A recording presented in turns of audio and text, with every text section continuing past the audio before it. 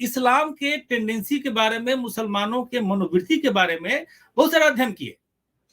उसमें एक doctor Peter होमर्ट्स हैं, जिन्होंने लिखा है slavery, terrorism and Islam, the historical roots and contemporary threat.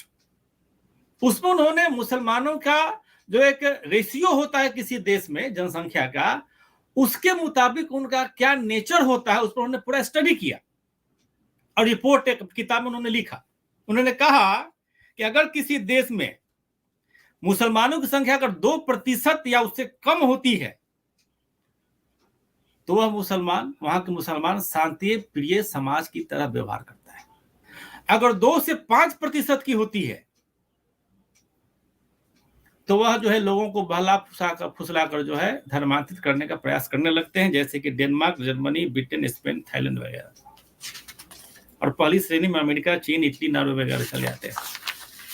इनकी संख्या 5 से 10% होती है तो वह जनसंख्या के अनुपात में अपनी मांगे रखना शुरू कर देते हैं।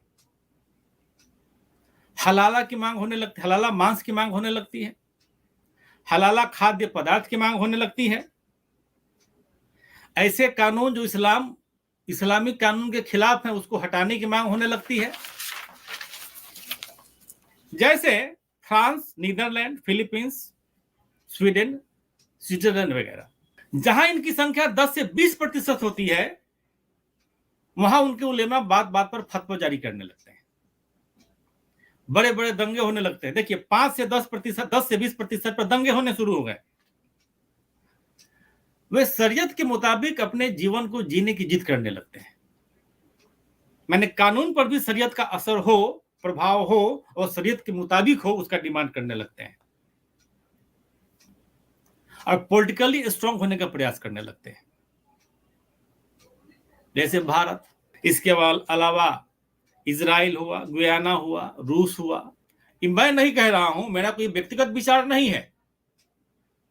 अंतरराष्ट्रीय स्तर पर जो मुसलमानों को लेकर अध्ययन हुआ उसका मैं रिपोर्टिंग आपको बता रहा हूं कि जब इनकी जनसंख्या 20 से 40% हो जाती है तब दंगे बढ़ जाते हैं, जिहादी ग्रुप बनना आरंभ हो जाता है, हत्या करना, मंदिरों, चर्चों को जलाना आम बात हो जाती है, जैसे इथियोपिया में।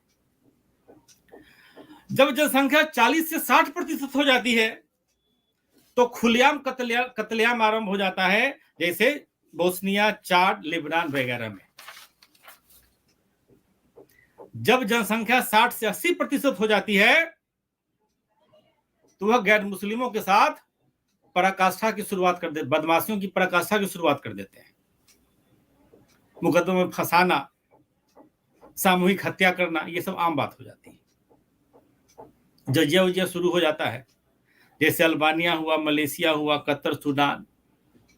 अब तो बांग्लादेश इस श्रेणी से बाहर हो गया खतर के बाद, पहले बांग्लादेश इस श्रेणी में था। जब जनसंख्या 80 से 100% हो जाती है तो सामूहिक हत्याएं थोड़ी कम हो जाती हैं, लेकिन लोग कंप्लीट इस्लामीकरण की प्रयास शुरू कर देते हैं। जैसे पाकिस्तान हुआ, बांग्लादेश हुआ, वहां पर फिर अल्पसंख्यक एक जानवर की भांति जीने लगते, उनको बोलने की क्षमता नहीं होती है, उनके सारे नागरिक अधिकार, उनके सारे बोलने के अधिकार सारे खत्म हो जाते हैं।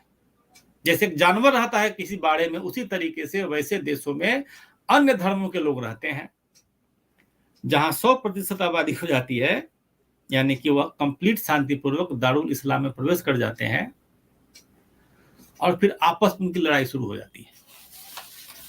ये कभी शांति से नहीं बैठ सकते हैं।